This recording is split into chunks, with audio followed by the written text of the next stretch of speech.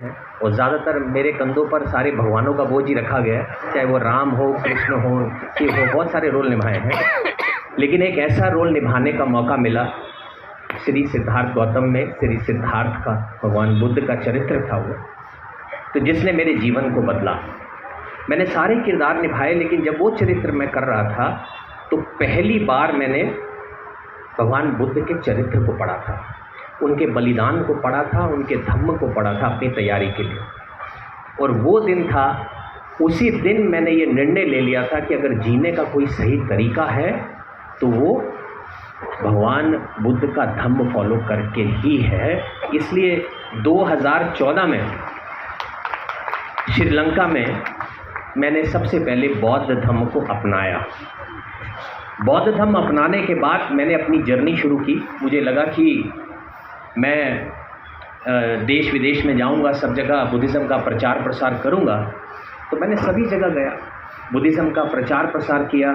और जिस देश में गया, मैं श्रीलंका में गया, मैं वियतनाम में गया, मैं थाईलैंड में गया, म्यांमार गया, तो सभी लोगों ने एक ही बात कही, कह रहे आप बुद्धिस्ट राष्ट्र में आकर और बुद्धिज़्म का प्रचार प्रसार कर रहे हैं, अच्छी बात है, लेकिन जहाँ के बुद्ध है, जहाँ से बुद्धिज़्म फैला है, जो कि भारत है, वहाँ पर हमें बुद्धिज़्म लुप्त होता दिखाई दे रहा है। उसके लिए क्या कर रहे हैं, इस बात का हमें जवाब दीजिए।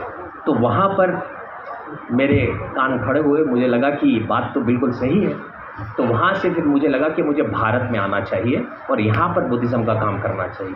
और मैं जब भारत में आया तो मुझे लगा कि बुद्धिज़्म बहुत कम है यहाँ पर। मुझे क्या कारण है ये भी नहीं पता। फिर धीरे धीरे जब मैं उसमें घुसा तो मुझे पता चला जो जितना भी भारत में अभी तक बुद्धिज़्म जिंदा है, जो रिवाइव है, उसका कारण केवल एक नाम है, वो है बोधिसत्व बाबा साहब अम्बेडकर, जिसके कारण ये आज बुद्धिज़्म आप जो भी देख रहे हैं वो देख पा रहे हैं। फिर मैंने उनके बारे में भी पढ़ा। जब उनके बारे में पढ़ा तो ये बड़ा क्लियर हो गया मुझे कि ये एक नॉर्मल इंसान नहीं हो सकते, क्योंकि जिन्हें साथ उठने बैठने पढ़ने एक साथ नहीं दिया गया, प्रताड़ना दी गई इतनी ज़्यादा, और उसी इंसान ने जिसके साथ इतनी प्रताड़ना हुई, उसी इंसान ने उसी देश का संविधान लिख दिया। तो ये तो बहुत ही नॉर्मल आदमी के बस की बात नहीं है। इतना ही नहीं, जो लोग उन्हें साथ बिठाते नहीं थे, आज वो कंडीशन आ गई है। ये बड़ी तस्वीर जहाँ लग जाती है तो वहाँ पे उसी देश के प्रधानमंत्री का सर भी उनके आगे झुक जाता है। ये एक बोधिसत्व की क्वालिटी थी। मुझे अब ये था कि मुझे भारत में बुद्धिज़्म कैसे लाया जाए, कैसे उसको और रिवाइवल का जो धम्म चक्र बाबा साहब ने चलाया उसको कैसे बढ़ाया जाए। सब लोग रोक कर खड़े। तो वहाँ पर सम्राट अशोक को मैंने देखा, उन्होंने 84,000 जो है स्तूप बनवाए थे। अब मैं सम्राट नहीं हूँ, लेकिन मैंने कोशिश की कि क्यों ना हम भारत में 84,000 बुद्ध की मूर्तियाँ बांटें, जिस जिस जगह पे मूर्तियाँ नहीं हैं। तो वो संकल्प लेके आगे बढ़े। आज करीबन हमने 25,000 के करीब मूर्तियाँ बांट दी। अब मेरे सामने नए नए चैलेंज आए।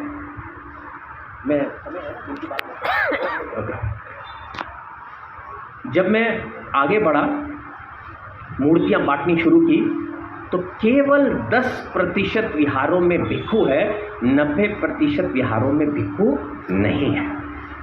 जिस देश में मार्गदाता नहीं होगा बुद्धिज़्म का, वो कैसे आप सोच सकते हैं कि वो देश बौद्धमय भारत होगा?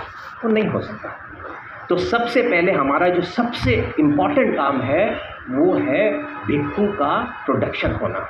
अगर भिक्षु का प्रोडक्शन नहीं होगा तो मुझे लगता है कि भारत का बुद्धिज़्म खतरे में है, ये मैंने जाना है। दूसरा, आज भिक्षु संघ यहाँ है, आप लोग यहाँ हैं, उपासक यहाँ लोग यहाँ हैं। जो भी बच्चा 10 से 15 साल के बीच का बच्चा है, वो भिक्षु बनकर अगर पढ़ाई करना चाहेगा, ग्रेजुएशन करना चाहेगा थाईलैंड देश में, उसके 12 साल की पढ़ाई का इंतज़ाम हम लेते हैं, हम फ्री में करवाएंगे। थाईलैंड में पढ़ाई होगी उसकी पूरी। जो भी होगा बंते जी को संपर्क करें, बंते जी हमसे करेंगे, हम उसे थाईलैंड भेज देंगे। बट वो जेन्युइन उसको परख के कि हाँ ये वाकई में ये काम करने जा रहा है। नंबर 2, हम आगे बढ़ते हैं। फिर मैंने ये देखा कि कहाँ कमी कहाँ है। क्या हमें दूसरे धर्म के लोग आगे नहीं बढ़ने दे रहे? जिसके कारण बुद्धिज़्म नीचे आता जा रहा है। लेकिन जब मैंने डीप स्टडी किया तो मुझे समझ में आया दूसरे धर्म के लोग का तो कोई इसमें कसूर ही नहीं है, ये हमारे ही लोग हैं जो एक दूसरे की टांग खींचकर बुद्धिज़्म को आगे बढ़ने नहीं दे रहे हैं। ये वाकई में कारण है। तो ये टाइम है संगठित होने का। अगर संगठित नहीं होंगे तो कुछ नहीं हो सकता। अब उसका भी एक तरीका है, संगठित हो तो कैसे हो। अब एक कोई अच्छा कार्य करता है उसकी टांग खींचता है, कोई दूसरा करता है उसकी टांग खींचता है। संगठित होने के लिए मैंने एक प्रपोजल दिया, बनते जी पूरी बड़ी संघ यहाँ है कि भारत में एक सुप्रीम काउंसिल का निर्माण होना चाहिए, जिसमें भारत के एक सुप्रीम काउंसिल हो जो पूरे भारत के बुद्धिज़्म को कंट्रोल करे। जितनी भी संघ है उसको कंट्रोल, जो मेन रिमोट कंट्रोल है उनके हाथ में हो, और भारत का एक संघ राजा भी नियुक्त होना चाहिए। जब बांग्लादेश जैसे देश में जिसमें मात्र थोड़े थोड़े से भिक्खु हैं, वहाँ तक एक संघ राजा है, हमारे यहाँ पर जहाँ के बुद्ध हैं वहाँ पर अभी तक संघ राजा नियुक्त नहीं किए गए। एक संघ राजा, सुप्रीम काउंसिल और सारा कंट्रोल उनके पास। तब हम देखते हैं कि कैसे कोई बनते विनय का पालन नहीं करता। आज कोई बंदा विनय का पालन नहीं करता तो वो दूसरी जगह एक चीवर उतर जाए गलती से तो दूसरी जगह पहन लेता है। कोई भी जिसका जो मन में आता है वो कर लेता है। मैं इसमें किसी को ऑफेंड नहीं कर रहा, किसी की बुराई नहीं कर रहा, लेकिन सच्चाई जो मैंने देखी है आपके सामने प्रेजेंट कर रहा हूँ। और यही कारण है कि इंटरनेशनल टेम्पल्स में जब आप जाते हैं तो हमें वो सम्मान नहीं मिल पाता जो सम्मान के हम हकदार हैं। भारत से ही बुद्धिज़्म गया, उन सब के पास भी बुद्धिज़्म भारत से ही आया है। तो जिस दिन वो सुप्रीम काउंसिल बनेगी, रूल बनेंगे, तो उसको कोई तोड़ेगा तो वो हट जाएगा, तो वापस वो कभी नहीं आ पाएगा। ये तो होगी भिक्षुओं की ड्यूटी। अब बात आ गई उपासकों की। आप उपासकों के बिना कुछ भी नहीं हो सकता। हम यहाँ पर मैं दूसरे देश में जाता हूँ तो इतना सम्मान देते हैं वो। मैंने कहा इतना सम्मान, वो कहते हैं कि ये जो भिक्षु है, भिक्षु का मतलब मार्गदाता है, ज्ञान देने वाला है। भिक्षु का मतलब भिखारी नहीं है। भिखारी और भिक्षु में अंतर समझिए। ये हमारे से देश के राजा और प्रधानमंत्री से भी बढ़कर है। इसलिए जो मैक्सिमम सुख सुविधा हम इन्हें दे सकते हैं हम उन्हें मुहैया कराने की कोशिश करते हैं। इनमें वो आर्ट है कि हमारे पूरे जीवन को बदल सकते हैं। ये वहाँ पर ऐसी सिचुएशन है। और हमारे यहाँ उपासकों की सिचुएशन बताता हूँ। अब पिंडपात करना होता है तो शायद कोई स्पेशल फंक्शन होता है कि जिस दिन बुलाते हैं बनते कि आज हमारे यहाँ खाना खाइएगा, आज बच्चों को आशीर्वाद देना है, बच्चे का जन्मदिन है। तो हम उपासक अपनी ड्यूटी समझेंगे कि रोज़ सुबह बनते निकलेंगे तो हमें उनको संगदान देने के लिए रोड पर खड़ा होना है। ये देश हिंदू मुस्लिम सिख ईसाई नहीं, ये देश बुद्धिस्ट हिंदू मुस्लिम सिख ईसाई का देश है। ये बात को समझने की ज़रूरत है।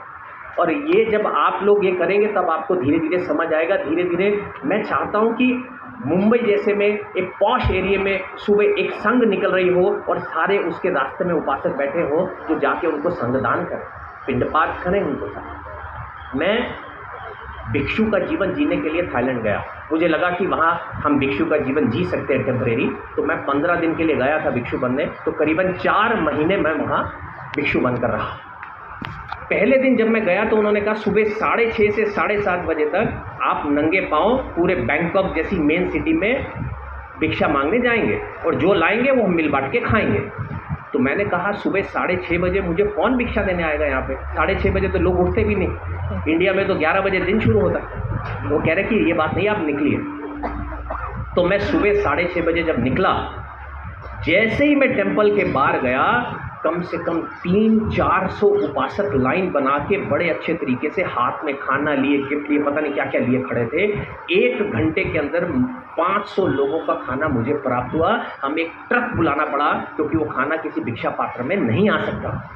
वो इसलिए हुआ कि उनके मन में आया कि एक एक्टर एक ऐसा भारत से आया है जो भारत में बुद्धिज़्म को रिवाइव करने की, वापस ले जाने की कोशिश कर रहा है। तो हमसे ज़्यादा खुशी किसी को नहीं होगी अगर हम भी इसमें कुछ अपना योगदान कर सकें। ये उपासकों की ड्यूटी है कि भिक्षु को कहें आप आइए पिंडपात के लिए, हम खड़े रहेंगे। ऐसे ही अवेयरनेस होगी।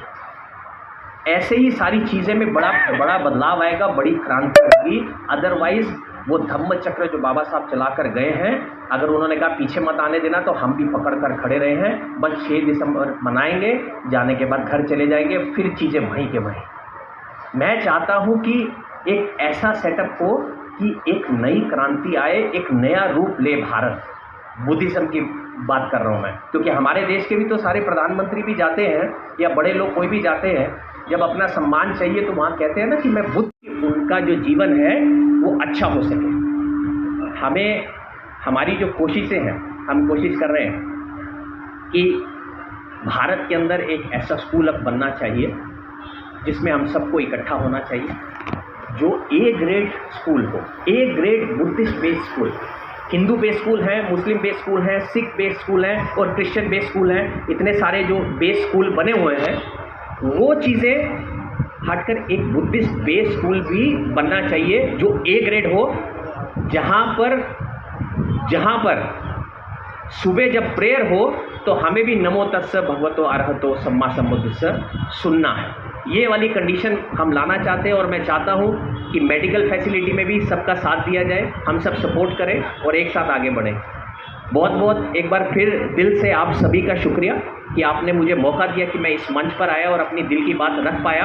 याद रखिए, एक चीज़ के लिए इकट्ठा होना पड़ेगा। अगर हम एकत्रित संगठित नहीं होंगे तो बुद्धिज़्म आगे नहीं बढ़ पाएगा।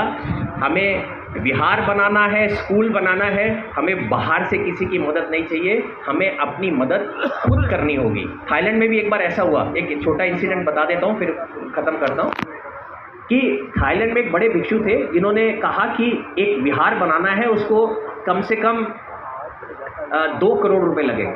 विहार बनाना है बहुत अच्छा, पहाड़ों के बीच में। तो मैं वहाँ गया, 6 घंटे दूरी पर था थाईलैंड से, और उन्होंने एक मशीन रखी जिसमें 2 करोड़ रुपए लिखे और 700-800 लोग वहाँ पे बड़े बड़े आए और उन्होंने अनाउंस करने दिया कि ये 2 करोड़ रुपए चल रहा है। और मात्र 2 घंटे में लोगों ने दान करके वहाँ पर 2 करोड़ रुपए इकट्ठा किया और 6 महीने में वहाँ पर विहार जो है आपको बनता हुआ दिखा, केवल 6 महीने में। तो ये माहौल हमने क्रिएट करना है, हमें किसी की ज़रूरत नहीं है। और वो माहौल कौन क्रिएट करेगा? हम लोग क्रिएट करेंगे। सुप्रीम काउंसिल क्रिएट करेगी, इस देश के जो आने वाले संघ राजा होंगे वो शुरू करेगी। और उस संघ राजा की मीटिंग के लिए हमने मंथ निर्धारित किया है कि आने वाला मार्च जो होगा उसमें आपसे चर्चा करके, बुद्ध वनम जो जगह है, बहुत बड़ा स्तूप है, शायद आप लोगों ने भी नहीं देखा। हमारी अगली धम्म यात्रा गुलबर्गा बुद्ध विहार कर्नाटका से लेकर बुद्ध वनम तक चलेगी, जिसमें थाईलैंड से 100 भिक्षु वापस आ रहे हैं। और लास्ट में हम इंटरनेशनल पीस कॉन्फ्रेंस करने वाले हैं, जिसमें सारे नेशनल भिक्षु ऐसे ही और इंटरनेशनल भिक्षु होंगे। वहाँ पर हम इस बात की चर्चा करेंगे कि कैसे भारत की एक सुप्रीम काउंसिल बने और एक संघ राजा बने। एक बार फिर से आप सबका बहुत बहुत शुक्रिया। नमो बुद्धाय, जय भीम।